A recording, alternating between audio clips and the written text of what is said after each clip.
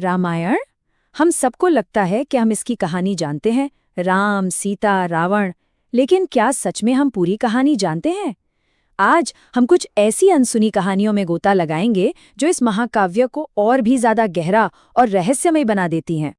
तो सवाल यही है, क्या हम वाकई पूरी कहानी जानते हैं या जो हमें पता है वो बस ऊपर ऊपर की बातें हैं? चलिए आज कुछ ऐसे ही रहस्यों से पर्दा उठाते हैं जो इस महागाथा को एक बिल्कुल नया एंगल, एक नया आयाम देते हैं।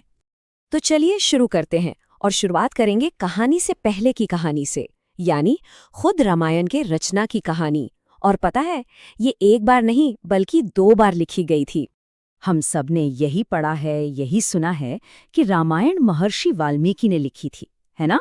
लेकिन क्या हो अगर मैं कहूं कि उनसे भी पहले कोई और रामायण लिख चुका था, और वो थे खुद हनुमान जी।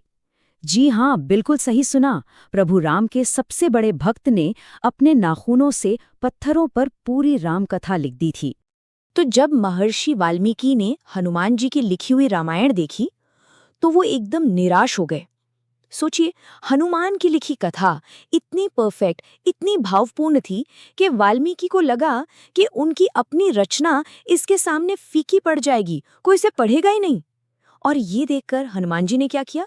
उन्होंने वो पूरी शिला, वो पूरी रामायण उठाकर समुद्र में फेंक दी, सिर्फ इसलिए ताकि दुनिया महर्षि वाल्मीकि की रामायण को याद रखे। सोचकर देखिए, भक्ति और त्याग का इससे बड़ा उदाहरण क्या हो सकता है? चलिए अब एक और भी ज्यादा हैरान करने वाली बात पर आते हैं। देखिए, रामायण सिर्फ एक कहानी नहीं है, ये एक तरह का कोड है। इसके शब्दों में एक बहुत गहरा रहस्य छिपा है, और ये रहस्य जुड़ा है एक बहुत ही शक्तिशाली मंत्र से, गायत्री मंत्र से।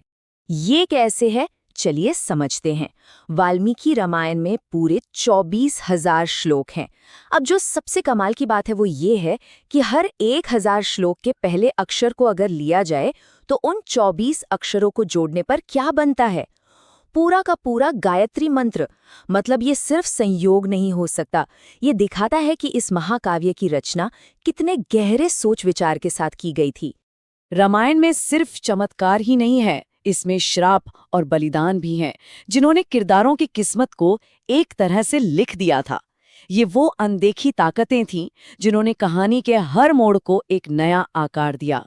अच्छा, लक्ष्मण जी के त्याग के बारे में तो हम सब जानते हैं, कैसे उन्होंने 14 साल तक एक पल के लिए भी अपनी आंखें बंद नहीं की ताकि वो राम और सीता की रक्षा कर सके।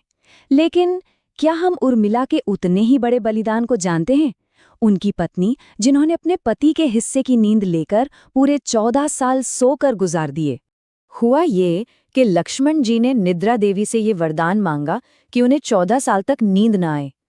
तो निद्रा देवी ने कहा, ठीक है, लेकिन तुम्हारी नींद किसी और को लेनी होगी। और जानते हैं कौन आगे आया? उनकी पत्नी उर्मिला। उन्होंने एक पल भी नहीं सोचा और अपने पति के हिस्से की नींद खुद ले ली, ताकि लक्ष्मण अपने भाई और भाभी की सेवा का धर्म निभा सकें। किस्मत का एक और खेल देखिए। जब भगवान राम ने छिपके बाली का वध किया तो बाली की पत्नी तारा ने गुस्से और दुख में उन्हें एक श्राप दिया।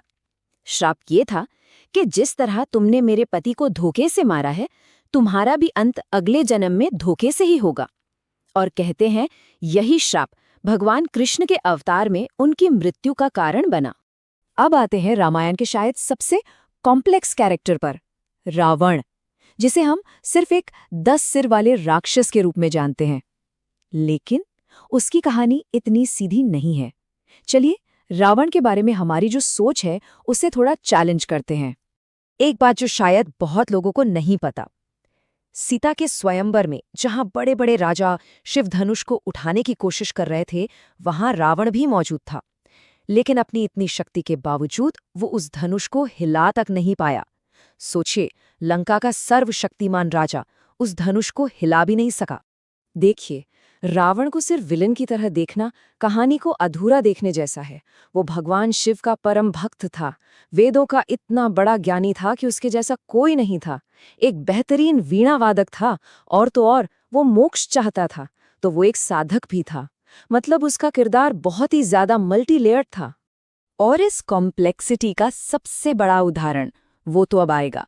जब भगवान राम को लंका पर हमला करने से पहले एक विजय यज्ञ करना था, तो उस समय पूरी दुनिया में उस यज्ञ को करवाने के लिए सबसे योग्य पंडित, सबसे ज्ञानी ब्राह्मण कौन था? पता है? उनका सबसे बड़ा दुश्मन खुद रावण। ये कितना बड़ा पैराडॉक्स है, सोचिए। दुश्मन भी वही और पुरोहित भी वही। रावण ने ना सिर्फ उस यज्ञ की सारी रस्में पूरी करवाईं, बल्कि एक पुरोहित होने के नाते भगवान राम को विजयी भवा का आशीर्वाद भी दिया, मतलब अपनी ही हार का आशीर्वाद। ये दिखाता है कि वो अपने सिद्धांतों और धर्म का कितना पक्का था, चाहे दुश्मन ही सामने क्यों ना हो। चलिए अब फिर से हनुमान जी की ओर लौटते हैं। उनकी शक्ति और जीवन से जुड़ी कुछ और हैरान करने वाली कहानियां हैं जो बहुत कम लोग जानते हैं। हनुमान जी तो बाल ब्रह्मचारी थे, तो फिर उनका पुत्र कैसे हो सकता है? ये सवाल ही थोड़ा अजीब लगता है ना? लेकिन ये सच है, हनुमान जी का एक पुत्र भी था। हाँ, उनके पुत्र का नाम था मकरध्वज और इसकी कहानी भी बड़ी अनोखी है। हुआ ये कि जब हनुमान जी लंका दहन के बाद अपनी पूंछ की आग बुझाने के लिए समुद्र में गए, तो उनके पसीने की एक बूंद पानी में टपकी और उसे एक मछली ने निगल लिया। उसी से मकरध्वज का जन्म हुआ। तो इस तरह हनुमान जी का ब्रह्मचर्य का व्रत भी नहीं टूटा और उन्हें पुत्र भी मिला। अब बात करते हैं हनुमान जी के एक और विराट रूप की। इसकी जरूरत तब पड़ी जब रावण का भाई मायावी राक्षस अहिरावण राम और लक्ष्मण का अपहरण करके उन्हें पाताल लोक ले गया।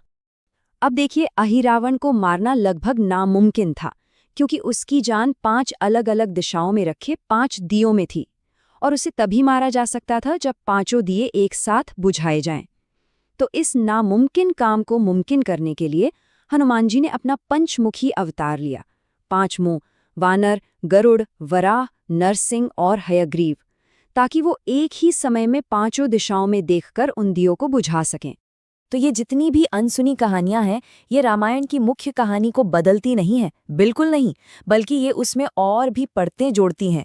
ये हमें दिखाती हैं कि धर्म, किस्मत और भक्ति, इनके रास्ते कभी भी सीधे और आसान नहीं होते, इनमें बहुत गहराई होती है।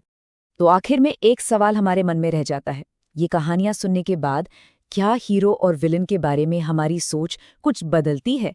शायद ये हमें सिखाती हैं कि हर किरदार की अपनी एक सच्चाई, अपनी एक कहानी होती है, और ये कहानी अच्छाई और बुराई की उस पतली सी लकीर से कहीं-कहीं ज्यादा गहरी और जटिल होती है।